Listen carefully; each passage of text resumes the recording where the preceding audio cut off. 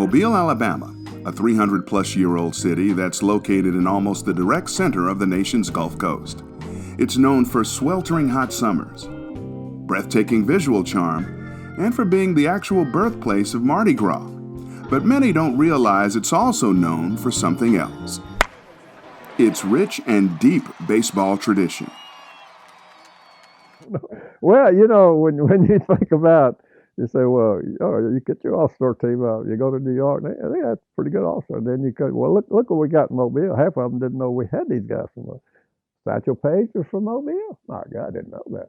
Hank Aaron's from Mobile, I didn't know that. Billy Williams, Willie McCovey, Amos Otis, Ozzie Smith, and Milton Frank Bowling. You know. Right, absolutely. No, but I mean, all of a sudden people say, wow, where did they come from? Mobile baseball, as I see it, has been a well-kept secret. And Mobile can put the best team in America on the field if you go by city, by city, by city. When you look at the Hall of Famers we put out, it in my opinion, it goes right back to Satchel Paige. It goes back to Ted Double Duty Radcliffe and his brother Alec, and several more, and which were Negro League players, you know, and the ones that followed them, our Hall of Famers, are just part of the tradition. Baseball runs through Mobile's DNA, and it's produced dozens of big names, 5 of whom have achieved baseball immortality by being enshrined into the Hall of Fame in Cooperstown, New York. Satchel Paige, Hank Aaron, Willie McCovey, Billy Williams, and Ozzie Smith, who left Mobile at age 6 but still proudly proclaims it his home, are enshrined for eternity. And they're at the tip of a very talent-rich iceberg. In fact, at production of this documentary, only New York City and Los Angeles have more Hall of Famers represented than little old Mobile. That begs the first question: why and how did so much talent come from here?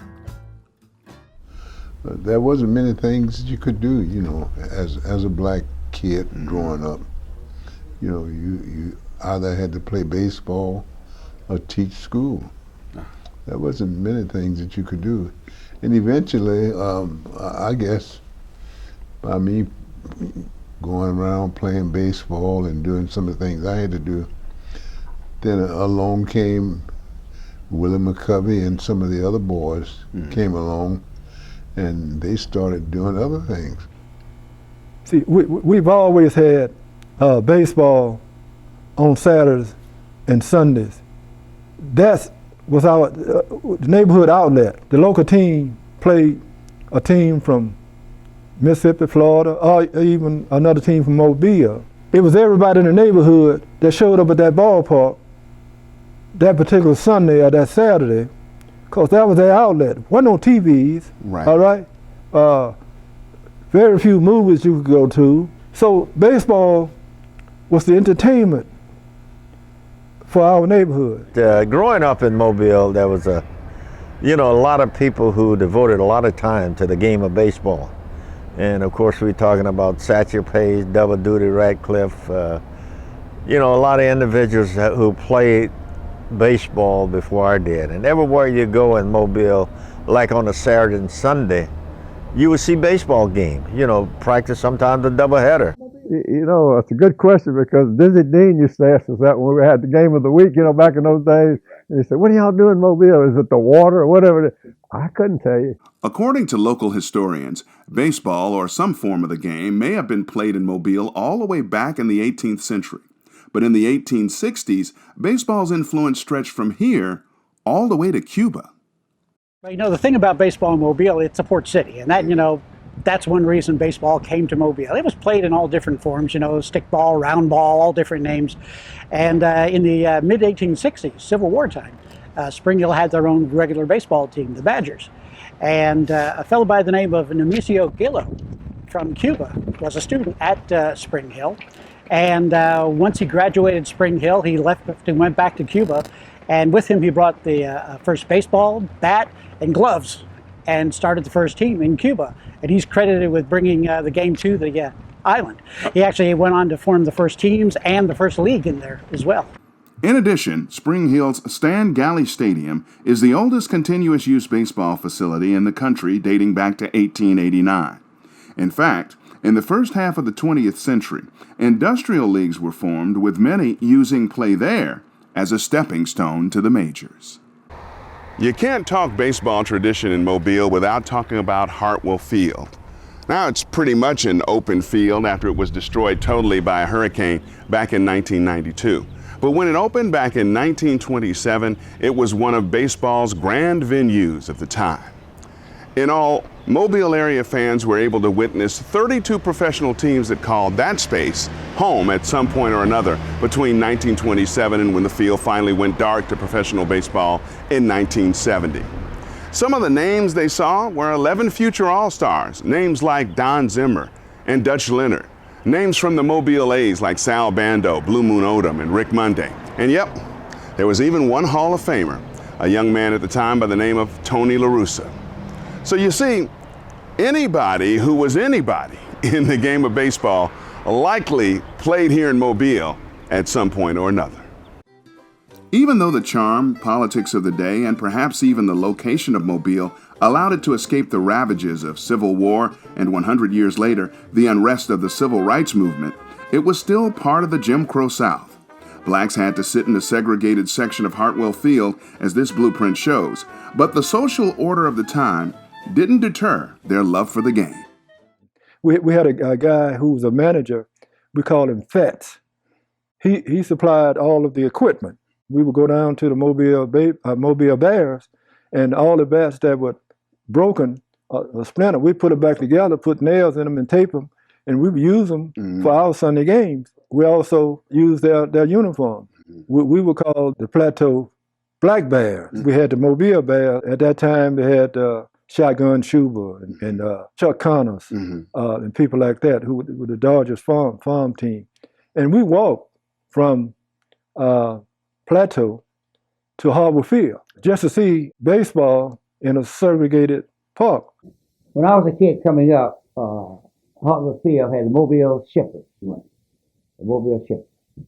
That was the local Mobile team. I don't know. It's one of the farm. I think it was the Dodgers farm team or something like that.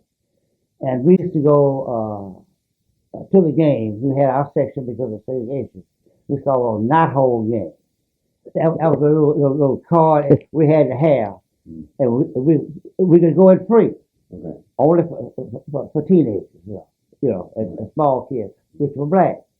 So put us in a little section down the right field line as far as away from the home plate, but we were there and enjoyed it, Yet the Hall of Famers, all African American, all born between 1900 and 1955 in the midst of Jim Crow, somehow found a way to make their indelible marks on the game they loved. Economic times were hard, but there was always time to fuel the passion for baseball. The first guiding light was Leroy Satchel Paige, the seventh of John and Lula Page's 11 children, born in 1906. Much legend surrounds his life and his bravado, which his performance often backed up. His uncanny pitching talent reportedly began with him aiming at and hitting birds in flight, and the legend only grew. So probably the first great scout from the city of Mobile was a man named Alex Herman. Alex Herman was many things to the city of Mobile. He was also the first king of Mardi Gras for the MAMGA organization, which was the Colored Carnival Association at the time. But Alex Herman saw a young man, about 14 years of age, taking oyster shells and throwing them at a telephone pole. And he was hitting that pole dead center with every throw. And if you've ever thrown an oyster shell, you know that they're cylindrical, but they're thin. And so they slide up and down. If you throw it up and down, it'll slide back and forth. But this young man, he was nailing this telephone pole with every throw of the oyster shell. The rest of the story, obviously, is that that young man was none other than Leroy Satchel Paige. I don't know, somehow you may have seen the movie about Satchel Paige, where he told everybody to sit down, that he's going to strike out everybody. And that happened right here in Mobile. Wow. Against this guy named Ralph Donahue, that they pitched. It was called the Plateau Ballpark. And each guy told his fielders, defensive player, to sit down. They proceeded to strike out everybody. They pitched to dark, and the game was called because of darkness. And I saw that in the movie. I said, hell, that happened right here. And I became real close to his sister, Palestine Caldwell, and used to go visit her and port sit with her and ask her questions about her brother. And she has since passed on, but she would tell, and I will tell you the story she told me, and I would put it in a scope of, he was the Michael Jordan of his time, right? Mm-hmm. He was the barnstorming guy that didn't just pitch, he made money. He was looking to make money.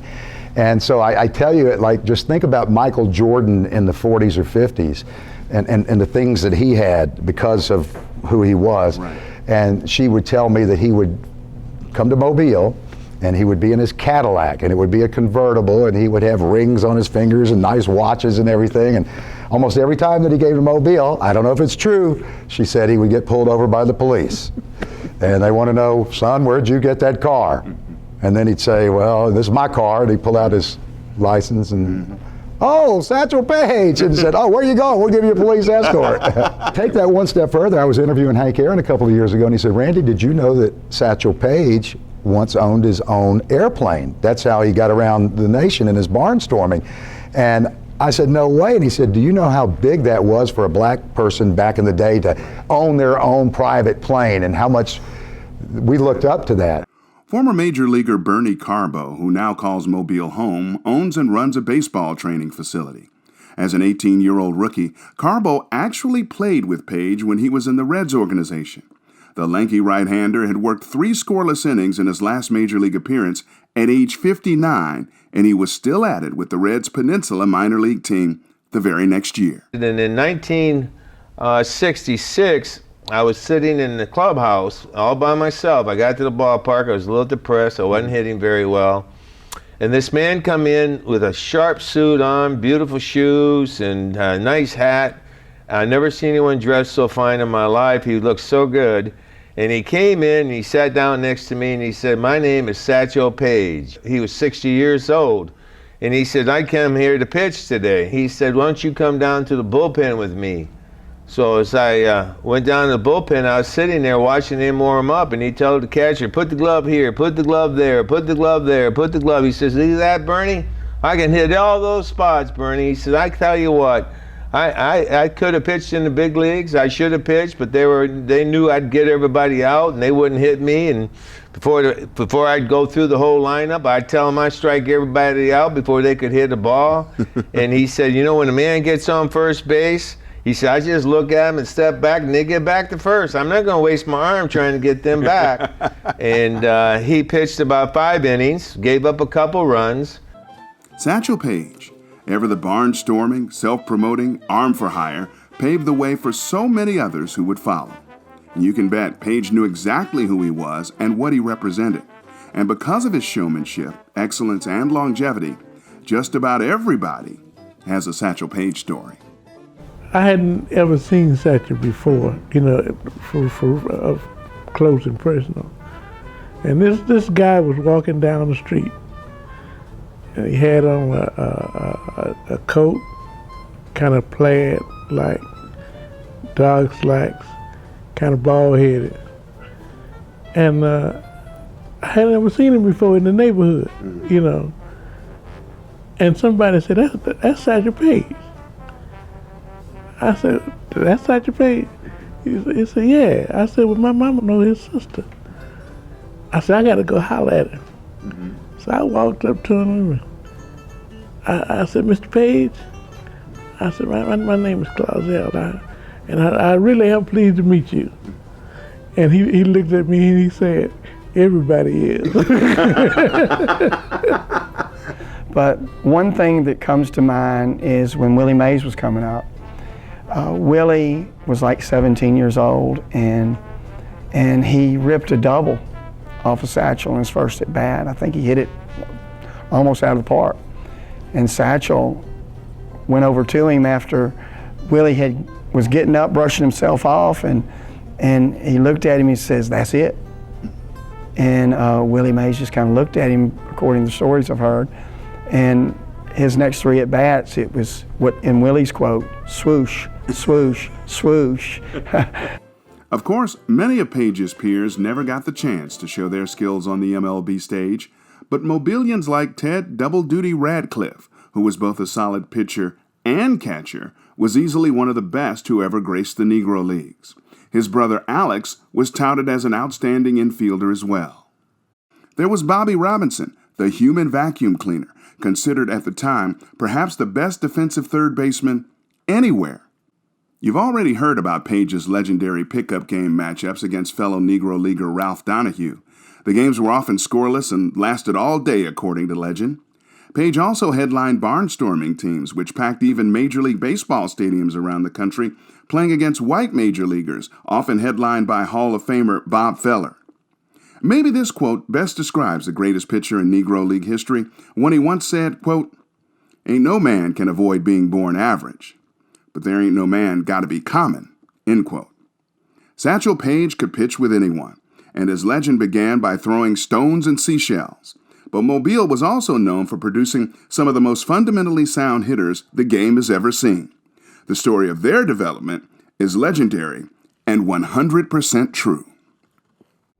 During the times of segregation, racism, and forced oppression, African Americans often had to make do with the materials that were available to them. Now, of course, blacks loved to play the game of baseball just as much as anyone else, but in the Mobile area and many other areas in America, the affordability scale for equipment like baseballs, bats, and gloves was a little bit out of reach. Never fear here in Mobile. Bottle tops and broom handles did just fine. The game, played on a smaller scale, was called top ball, and it may have played a key role in developing some key skills needed for aspiring young ball players. A game played with items that most people discarded, tops was a big part of one's hitting development, especially if you were poor in Mobile. And plenty of Mobile's best absolutely swear by it. Well, the top ball, as you call it, the top ball, it's a soda ball, soda top is what you saying. Right. And what they did, we would take all the soda tops off of bottles, 7-Ups, Coca-Colas, whatever, and save them.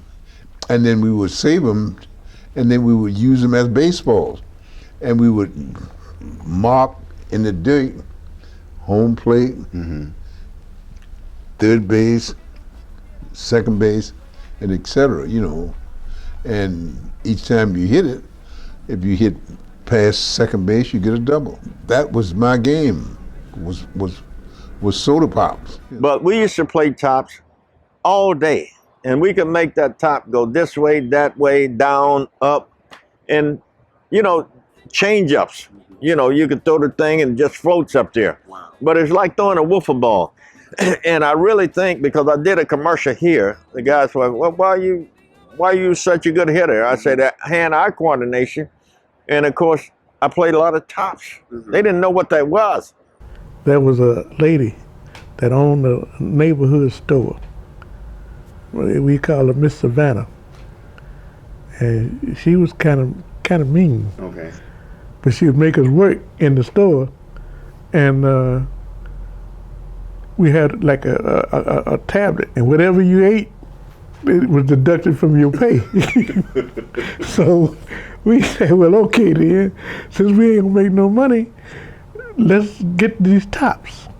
All those tops that she had, they had a machine that all the tops fell down in the machine when you open it up. Right. So we'd go and collect buckets of tops, you know, and we'll get out in front of her store, and we'll start playing probably around 4 o'clock. It'd be still daylight then. And we had a guy that was twirl the tops in at you spin them, you know. And it started getting darker. This guy still out there spinning them tops. So what tops actually did, got you to concentrate on the release of the top and have the ability to hit it. So if you didn't watch the release point, then you could never pick it up, so you could never be successful in hitting the top. That's probably one thing that helped Hank and Billy and all the other guys, because they were focused on release point. It's my belief, I think, that there's some type of wrist strength that comes with that game that enabled Hank Aaron, Billy Williams, and Willie McCovey to get some type of extra oomph on the swing that enabled them to hit 1,702 home runs combined, which, by the way, was the year Mobile was founded in 1702. Though segregation prevented former All-Stars Frank and his late brother Milt Bowling from even meeting their African-American counterparts until they reached the big leagues, the Bowlings also honed their skills with these crude tools. It was a hand and eye coordination. And you know what, I've gone around after I retired, I talked to little league coaches, high school coaches and all, and I told them, I said, go get me a broomstick and get me those things, and we start doing this. And the kids would, my yard out here, I still got things all over my yard where the kids would come out and play because it was fun. And it was just, I didn't know how good it was, but we played it all the time, so it had to be great what it did for us. You know? You got to have an eye. You had a broomstick. And of course, they would have singles, doubles, home runs. And of course, the guys, just like Hank would always say too, you got to have a good eye for that stick. You didn't have a bat. And some of them could take that top, a soda top, and make it curve, straight. They did wonders with it. And you got to be able to hit it. And hit they did, though few would ever have predicted it at the time. Henry Louis Hank Aaron would turn his prowess into arguably the greatest baseball career ever. I guess it's all started when I left home from Mobile with one pair of pants, one pair of shoes, and that was it. Wow. And $2. Oh, I'm sorry, I had $2 in my pocket. $2. Yeah, $2 in my pocket. Even back then, that wasn't a whole lot of money. It was not a whole lot of money, but I found a way that I could stretch it from here to there. And Hank used to play ball for a guy here in Mobile by the name of Ed Tucker. And Hank's team would always win. And Hank used to always tell me that after the game was over with, he would go by Ed Tucker's house and Ed would throw him a little bit more cash for hitting so many home runs. This was after Aaron was seen by scout Ed Scott playing in a fast-pitch softball game. And yes, he batted cross-handed, but it didn't hinder his hitting. Aaron, you see, was a natural. Okay. I did so. In fact, we were talking about that at Cooperstown. Billy and all of us was sitting around reminiscing, and he was saying that, and I told him I hit cross-handed. In fact, I even hit left-handed, Wow. and did pretty well. Wow. I did very well, very well. But you didn't bring that up to the bigs, which you didn't bring it to the big leagues because I was doing too well on the right side. Yeah, you did pretty well from the right side. Even as his illustrious career was ending, Aaron made an impression, especially on Bernie Carbo, who has the unique perspective of having played with both Mobilians, Aaron and Satchel Paige, as their careers were coming to a close. So, I'm sitting next to Hank Aaron, and I noticed he has a different grip, and I says, Hammer, I says, what's his grip? He says, well, you use this grip, the ball's going to come off the bat stronger. So it's the big knuckles, and you come in here, and this is what they're doing today. But it hurt me so bad, so I ended up putting my little knuckles on my big knuckles and hitting the ball this way. And then I watched him hit, and I saw him on inside pitches. Instead of stepping this way or opening up, he would have his batting this way, and he'd step this way, he'd step back. So what he was doing was, instead of stepping this way, he would step back and hit the ball this way. And I said, I never seen anybody do that before, Hammer. Right. I said, why do you do that? He said, well, the easiest home run, the shortest part of the ballpark is down the line. I've never seen anyone do that today, yesterday, or ever before, other than watching Hammer do that. I just had a serious way of hitting, But I held it. I always held it. One knuckle would always line up with Right. or pair of knuckles. Wow. You know, I felt good with the way I made myself look at the way I swung a baseball bat and looked at the way I knew that I had to approach the game. In the beginning, what Aaron did bring to every league he played in was grace and unorthodox consistency that no one dared try to change because of the results it produced. After some tense negotiations with his mother, Aaron left home to play with the Negro League Indianapolis Clowns for $200 a month. His contract was later sold to the Boston Braves, who bested by $50 a month the offer of the New York Giants, who'd already signed a young star named Willie Mays. Ever humble, soft-spoken, and perhaps even shy, few seem to recognize Aaron's remarkable consistency in the big leagues. He averaged 33 homers for 19 straight seasons, with little fanfare, especially in his hometown.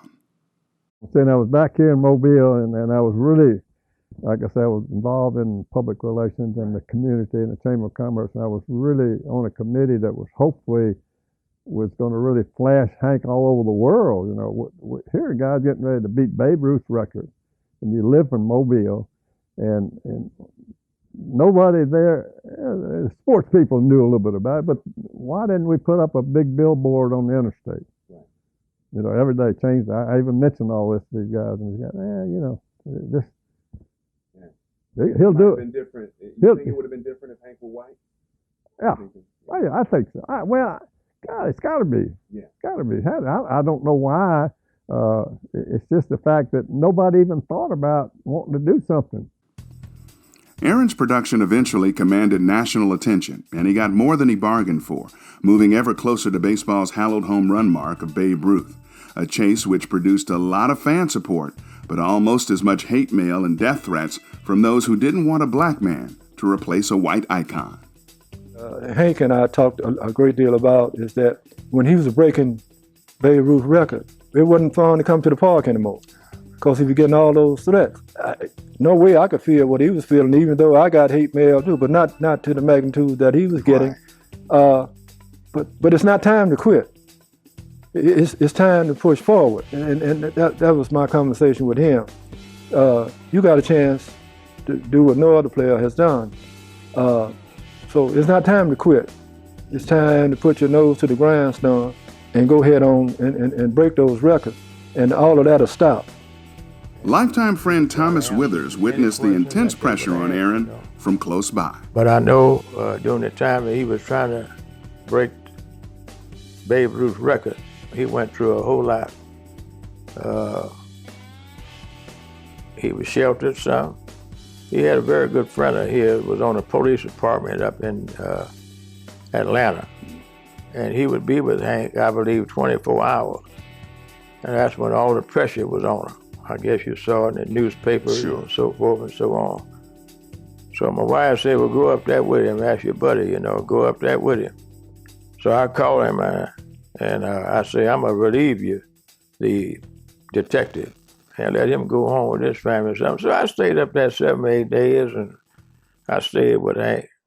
Because of the death threats, many held their breaths in fear as Aaron rounded the bases after topping baseball's all-time home run mark on April 8, 1974, especially when two young white men joined him rounding the bases. Thank goodness they were just excited fans. I don't know whether anybody noticed this or not, but one of them had a binocular case around his neck. And inside the binoculars case was a gun. Okay. And he told me, he said, I didn't know whether I should shoot him or what. I said, I'm glad you didn't. Oh, man, that would have been awful. That would have been awful. Aaron went from humble beginnings in Mobile to having countless awards, parks, streets, structures, and stadiums named in his honor.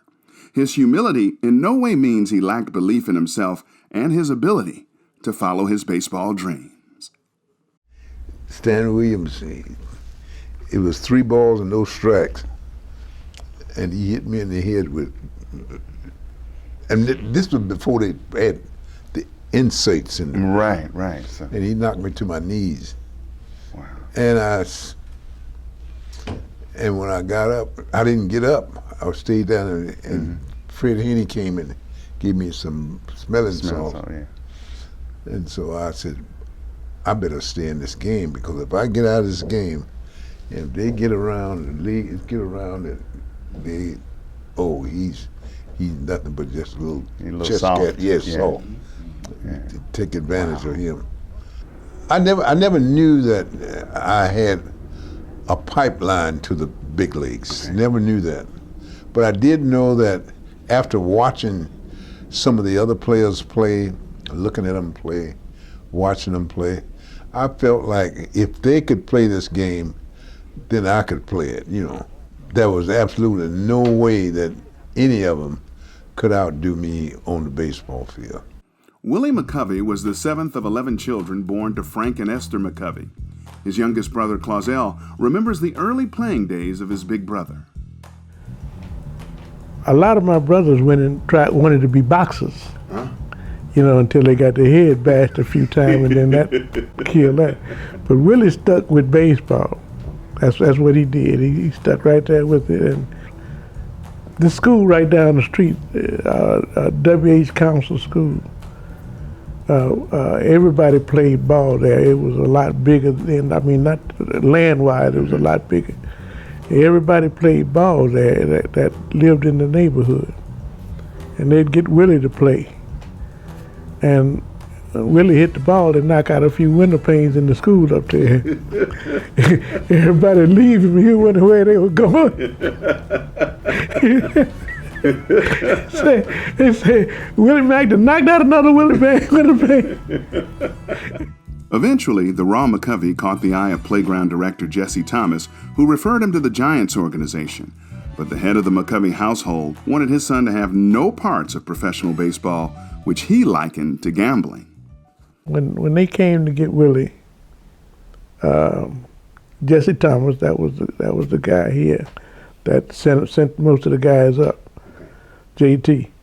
They came to the house, and Willie hadn't said anything to anybody. He knew they was coming because JT had told him, but he didn't say nothing because my father was real religious. My father equated everything with sports, with gambling. He said, I don't want my son to play baseball. I don't want him to do that.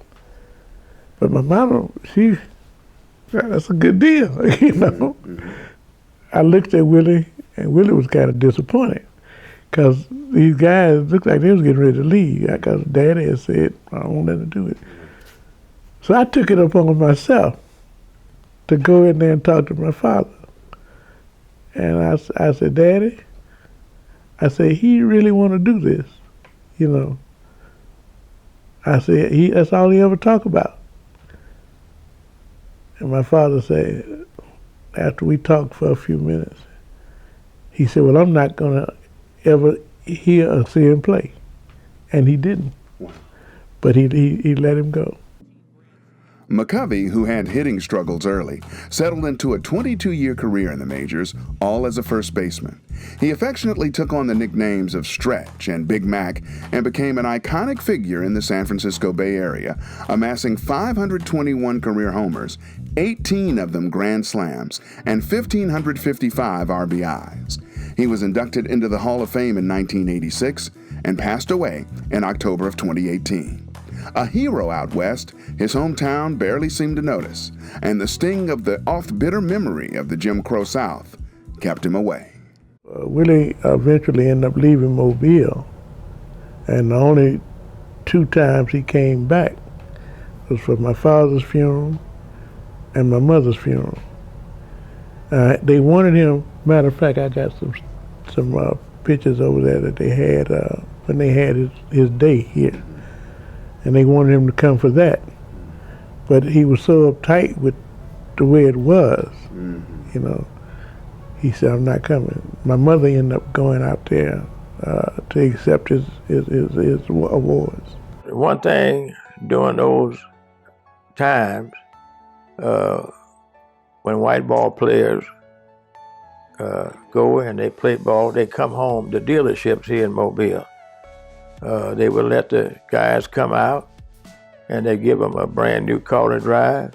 I'm so and so and so. Let them work at the dealer, sign autographs, and they were paid. One thing, they didn't do that for Mac. And a lot of people wondered through the years why Mac never would come back home. And of course, Willie McCovey was a fine guy, but that was on his mind. And he went out to California and people just loved him. They gave him a job there at a dealership. They let him sell cars, come in when he wanted, sign autographs, and they just loved him. But they wouldn't do that for him here. Another talented fellow came along around the same time as Aaron and McCovey.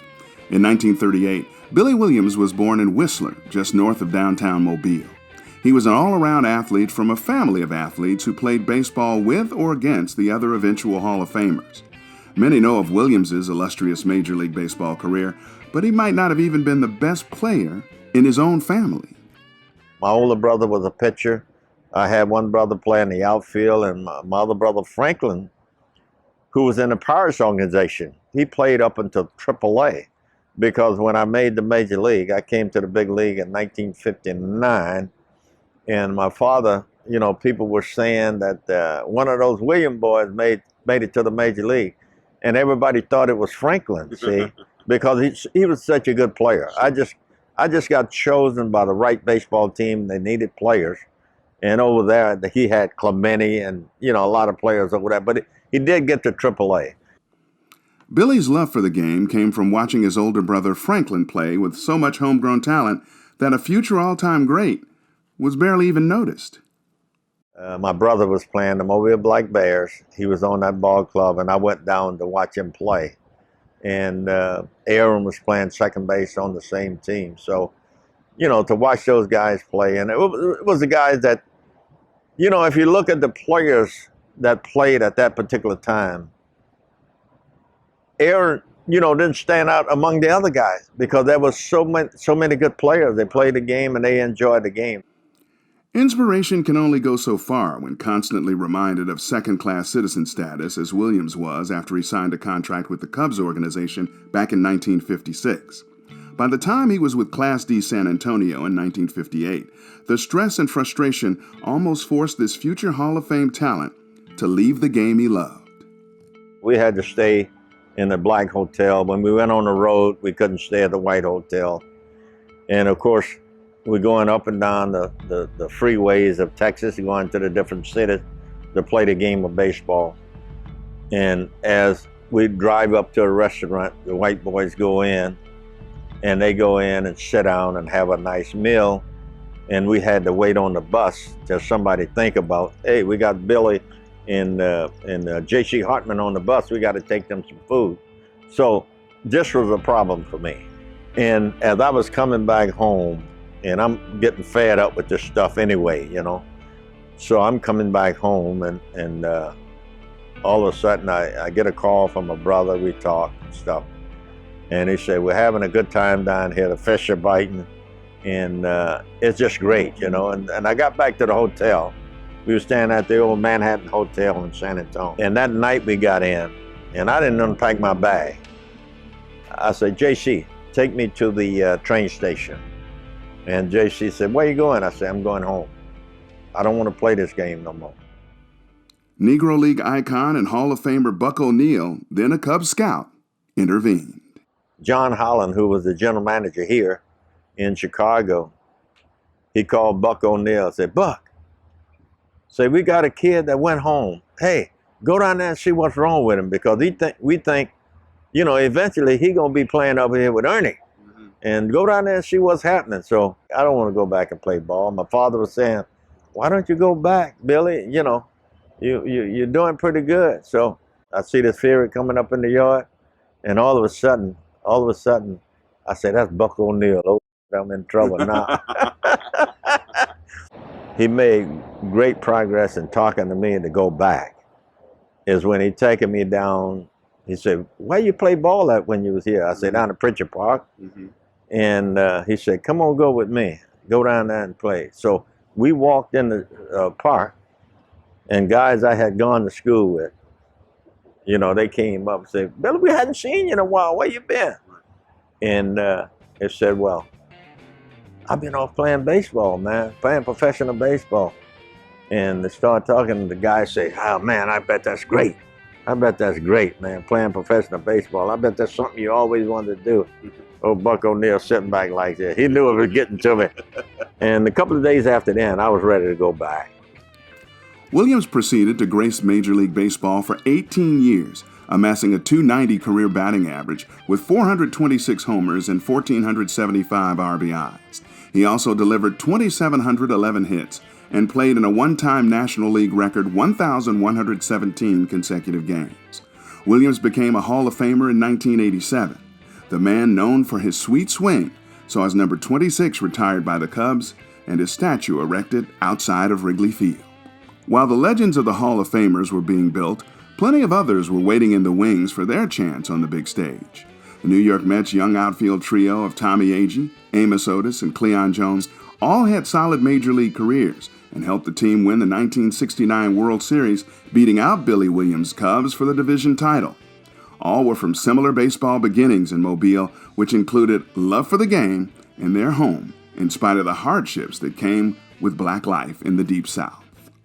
I was never affected in a manner in which it would deter me not to realize where I came from, to share in how I've been raised. I was never taught by my grandmother or my great-grandmother about hate. We in the South kind of accepted who we were and what we could do.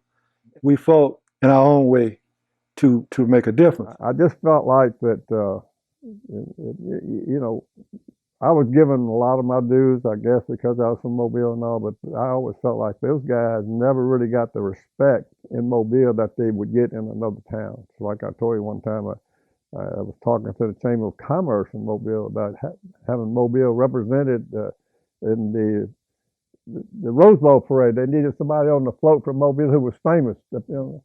And I mentioned Billy Williams to them. They said, "Who's Billy Williams?" You know, and it made me feel, that's sad, you know. I called Billy and he was so, elated that Mobile wanted to do something for him. You know, wonderful. Wow. But we've come a long way. Yes. Come a long way.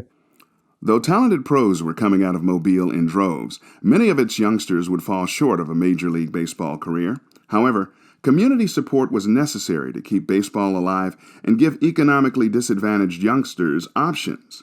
Local semi-pro teams like the Pritchard Mohawks, backed by community volunteers and businessmen, were organized. The Mohawks were the dream and effort of businessman Jesse Norwood Sr. One of the reasons for that was we had no parks. There were parks, but they weren't for us. Right. And so my dad saw him trying to play baseball in the streets, and he said, do you guys want to get organized and really play baseball? Because this broom handle and soda caps ain't gonna do it. Right? What they wound up creating was a semblance of a major league club, because they imitated that by starting their own farm club. And they took the younger kids and created a team called the Apaches. Mm-hmm. All right. So the Apaches were middle school kids who were waiting to come up to become Mohawks. The biggest story out of all of this is not my father and what he did, but the guys who participated, because we profile a lot of them in terms of what they went on to become. Teachers, ministers, successful supervisors. You know, they went on to a very productive life. A lot of them went on to college, which was unheard of, off of baseball scholarships, believe it or not. Baseball and softball leagues were formed and financed by a number of local black business owners, none more prominent than druggists John and James Findley, who put together some of the finest teams you could find anywhere along the entire Gulf Coast. Yes, baseball was still thriving for African Americans in Mobile, even though most would never make it to the big show. Business owners recognize that we've got to find something to occupy the time of our children in a positive manner, or they'll get into negativity. So business owners like my father and my uncle, who owned drugstores, Finley's Pharmacies, Finley's Drugstores here in the city of Mobile, as well as my grandfather, who was Dr. James Alexander Franklin, who was one of the first African-American doctors here in the city of Mobile. They would sponsor sports teams. And as a child, I can remember all of the trophies that would be on display in my uncle's store as well as to my father's store and my grandfather's office from the teams that they sponsored that played baseball. Just like today, our children need us as adults who are business owners, who have the means to provide these types of opportunities to them. Because, sports doesn't just teach sports. When you start talking about teamwork and you start talking about character and how you play the game, those things directly correlate to the business world. Guys like Hank, he played against us on this Phillies team, okay? He was our opponent. He played with Brooklyn Field. They sponsored a softball team to send that particular league. McCovey, Willie McCovey. He also played against us at Palmer Recreation Center. Yeah. And we had batting averages and everything, you know what I mean? So during that time, But it was exciting. So the teams had to go out and find sponsors, and sponsors took care of the hats, and you bought your own glove and a jersey, and the bats and the ball. And the bats and the ball. And I don't guess it was too expensive, but I guess in relative terms, I don't know what, but Daddy enjoyed it. Daddy enjoyed being the owner, sponsor, and it was his team. The backdrop is perseverance and what the sport taught these guys as discipline, how it shaped and molded them, and how the game was more than strikes, base running, and whatever. Gave these folks character, gave them a career. Not necessarily in the game, but it got them outfitted for what today would be a formal college education. While plenty of solid players who've made a mark on Major League Baseball proudly call Mobile home, there will likely never again be a confluence of circumstances that produce such a cauldron of talent, especially for African Americans, whose participation in baseball is on a steady decline. My brother scouted for the Red Sox for 30 years. He came up in the time when the black athletes were really good. They were out there playing, and I can remember back in 1954, I played for the Detroit Tigers, and guess what? We didn't have a black guy on the club yet. They went out that year and got a guy named Ozzie Virgil from the Dominican. He was our Larry Doby had come up but we just didn't have it. And all of a sudden, boy, my brother said, you just go everywhere they were playing and you watch them and you start signing these guys. And then all of a sudden, something happened.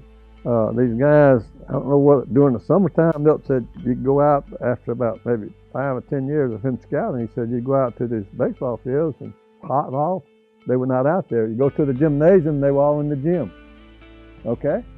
It's incumbent on people like me to try to get kids back into the parks, try to get them to playing baseball.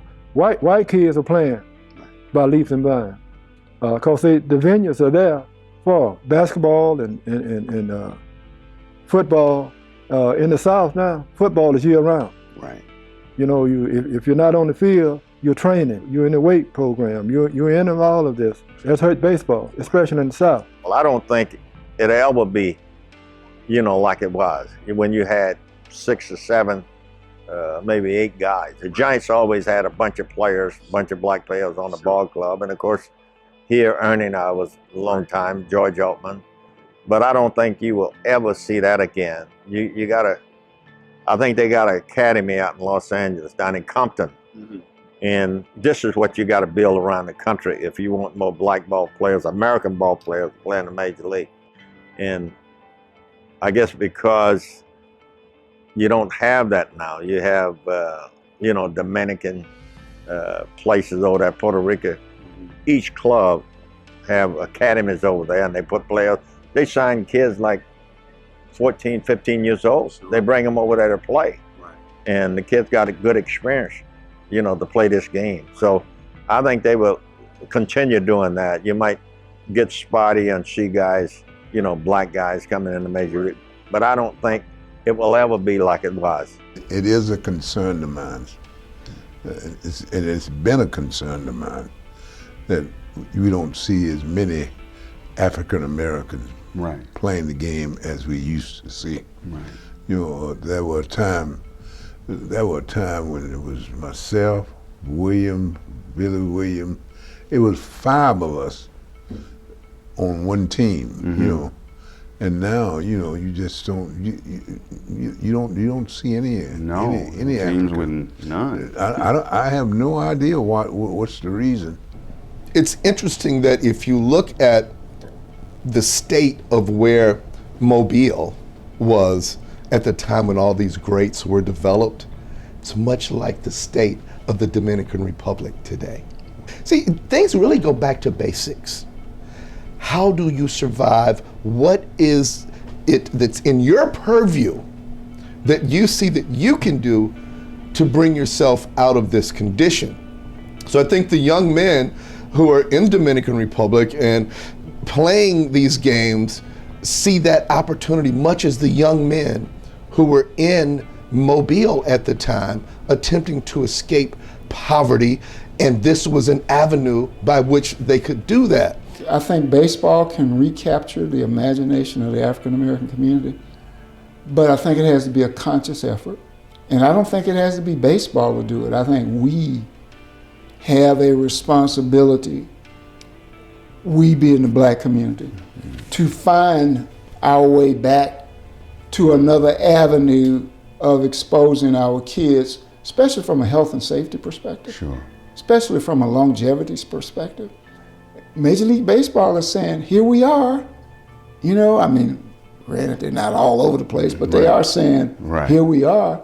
But Mobile is proudly in the minds and hearts of all the men who represented the port city proudly and loved their home, a city that's produced and nurtured baseball talent second to none. It wasn't my World Series. It wasn't my winning the World Series.